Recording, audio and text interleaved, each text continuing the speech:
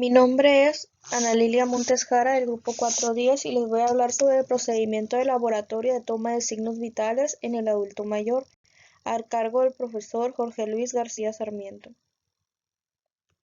Primero, le voy a hablar sobre la toma de la presión arterial y como concepto tenemos que se basa en la interrupción del flujo sanguíneo de una arteria, habitualmente braquial, mediante la aplicación de una presión uniforme con un manguito hinchable. Cuando la presión aplicada es mayor que la presión arterial, el vaso se colapsa y el flujo se detiene, no auscultándose ningún ruido. Al ir disminuyendo la presión del manguito, el flujo en el vaso se restaura, originando unos ruidos característicos del flujo turbulento que progresivamente pasa a flujo laminar, lo que permite el cálculo de las presiones sistólica y diastólica. Los ruidos que permiten dichos cálculos se ponen como fases de Coulomb-Ford.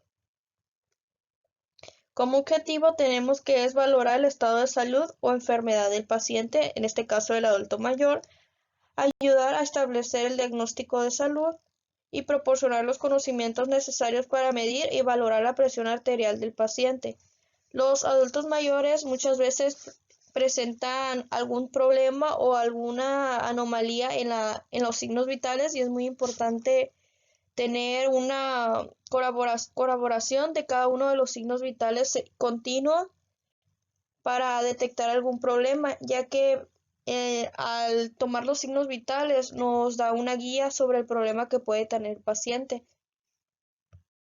Material para la toma de TEA es baumanómetro, estetoscopio, hoja de registro y bolígrafo. Aquí le coloqué una hoja de enfermería en la cual se hace el registro de los signos vitales. En el círculo azul es sobre la frecuencia cardíaca. El color azul es como se registra. Con color rojo, el puntito rojo es la temperatura.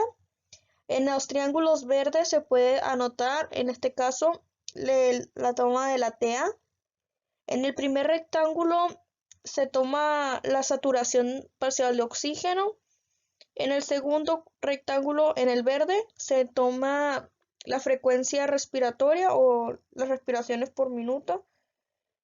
Y en el rectángulo rojo es el código temperatura, en este caso si es auxiliar. En el procedimiento debemos de valorar el estado físico del paciente y elegir una zona de toma de presión arterial. Esto quiere decir que no tenga algún daño en esa zona, ya sea que no tenga alguna fractura, un edema, quemadura o algún otro tipo de problema. Asegurar antes de realizar la medición de que el paciente no ha realizado ejercicio físico previo y que es más recomendable que tenga por lo menos 1 o 2 minutos en estado de calma para que los signos vitales, en este caso la TEA, se normalicen. Adecuar el tamaño del manguito a la estructura anatómica del paciente. El manómetro con manguito comprobando su buen funcionamiento y verificando que el indicador del manómetro está en el cero, comprobar que el manguito está totalmente desinflado. Informar al paciente de la técnica que se le va a realizar para darle mayor seguridad y que nos ayude cooperando en el procedimiento. Debemos de asegurarnos que la postura adecuada del paciente para la medición es de decúbito supino. El brazo debe descansar sobre la superficie firme, encontrarse al mismo nivel que el corazón y sin ropa que lo comprima, y debemos de hacer el lavado de manos en cada procedimiento. Colocar el manguito alrededor del brazo del paciente de forma en que la bolsa se hinche, esté directamente encima de la arteria braquial y que el borde inferior del manguito esté por encima de la bolsa antecubital de 2, 5 a 3 centímetros. Fijar el manguito sin ejercer presión excesiva. Comprobar que el manómetro de la presión funcione correctamente y colocar el estetoscopio. Palpa la arteria con la punta de los dedos y colocar la membrana del estetoscopio sobre la misma sin aplicar presión. Infle el manguito rápidamente hasta que su presión sobrepase de 20 a 30 milímetros de mercurio. La presión arterial sistólica estima lo que puede comprobar por la desaparición del pulso radial. Desinfla el manguito lentamente y observa atentamente el manómetro. El primer sonido que se escuche te marcará la presión sistólica. Seguir desinflando lentamente hasta que deje de escuchar los latidos. La cifra que marque en el manómetro será la presión diastólica. Debemos de retirar el manguito y desinflar completamente. Antes de realizar el procedimiento debemos de preguntarle al paciente si es hipertenso, ya que puede que eso nos dé como una valoración a qué tanto vamos a inflar o hasta dónde vamos a llevar lo de la toma de signos vitales de la TEA. En la toma de temperatura axilar tenemos como concepto que la temperatura es una magnitud física que expresa el nivel de calor que ostenta el cuerpo determinando un objeto, un ambiente entre ellos, en tanto la misma se encuentra estrechamente vinculada a las nociones del frío, menor temperatura, y el calor, mayor temperatura. Como objetivo tenemos que es proporcionar los conocimientos necesarios para conocer la temperatura corporal del paciente. En el equipo y material tenemos que es el termómetro clínico, gasas no estériles y guantes. En el procedimiento tenemos que hacer el lavado de manos principalmente, y después tenemos que explicarle el procedimiento que se le va a realizar al paciente. Debemos de colocarnos guantes, comprobar que la axila esté seca y de no ser así, la secaremos con una gasa. Bajar la temperatura del mercurio a 35 grados centímetros en forma ascendente y descendente, y debemos de colocar al paciente en el pliegue axilar del termómetro y colocar el antebrazo cruzado sobre el tórax. Una vez colocado el termómetro, esperar de 3 a 5 minutos para leer la temperatura. Retirar el termómetro sin tocar el bulbo y leer la temperatura. Anotar la temperatura en la gráfica de enfermería y recoger el material utilizado. Debemos de acomodar al paciente y lavar las manos adecuadamente y limpiar el termómetro adecuadamente. La frecuencia cardíaca tenemos como concepto que onda pulsátil de la sangre originada por la contracción del ventrículo izquierdo que resulta de la expansión y contracción regular del calibre de las arterias. Tenemos como objetivo que es proporcionar los conocimientos necesarios para medir la frecuencia del latido cardíaco y valorar el ritmo y el volumen del pulso. En el equipo y material tenemos que es el reloj con segundero, hoja de enfermería, bolígrafo y estetoscopio. En el procedimiento tenemos que identificar al paciente, explicar al paciente el procedimiento y pedirle su colaboración, situar al paciente en decúbito o sentado, colocar la región o miembro donde se va a tomar el pulso en posición de descanso sobre una superficie firme. Tenemos que hacer lavado de manos clínico.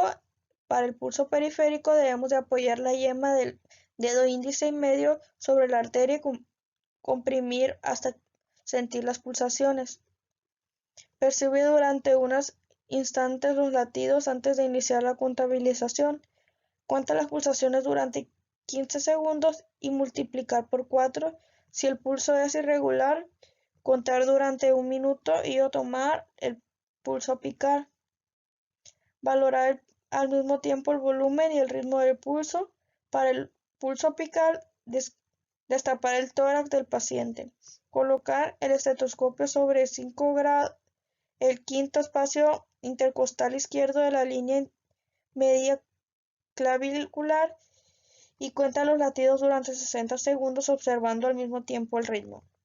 Si al realizar este procedimiento te das cuenta que el paciente tiene el pulso débil, debemos de informarle al médico. Igual si está muy acelerado, se le tiene que informar de inmediato al médico. Si el pulso está muy débil, podemos, antes de informarle al médico, tomar medidas nosotros, ya sea recostarlo y elevar las piernas un poco con alguna almohada o algo que tengas para elevarlo, para así que eso le ayude a la circulación y pueda acelerar un poco el pulso. frecuencia respiratoria tenemos como concepto que es la cantidad de ciclos respiratorios que aparecen en un individuo durante un minuto. Un ciclo respiratorio está formado por una inspiración, aire que entra, y una expiración, aire que sale. Como objetivo tenemos que proporcionar los conocimientos necesarios para determinar la frecuencia respiratoria del paciente y valorar las características de la misma. Como equipo y material tenemos que es un reloj segundero, hoja de registro, bolígrafo y estetoscopio. En el procedimiento tenemos que hacer el lavado de manos clínico, colocar al paciente en posición descendente o de cúbito dorsal. La respiración debe ser contada sin que el paciente se percate de ello porque puede modificar la respiración.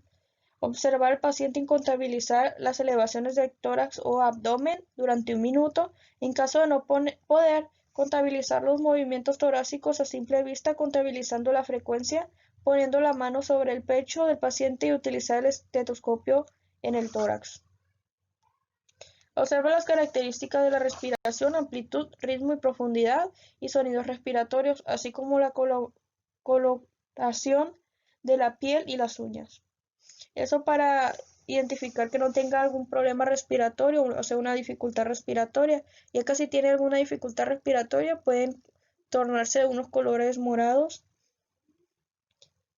Y desinfectar el cabezal del estetoscopio después de su uso y entre el paciente y paciente con un algodón impregnado en un desinfectante intermedio según recomendaciones del fabricante y las normas del Servicio de Medicina Preventiva.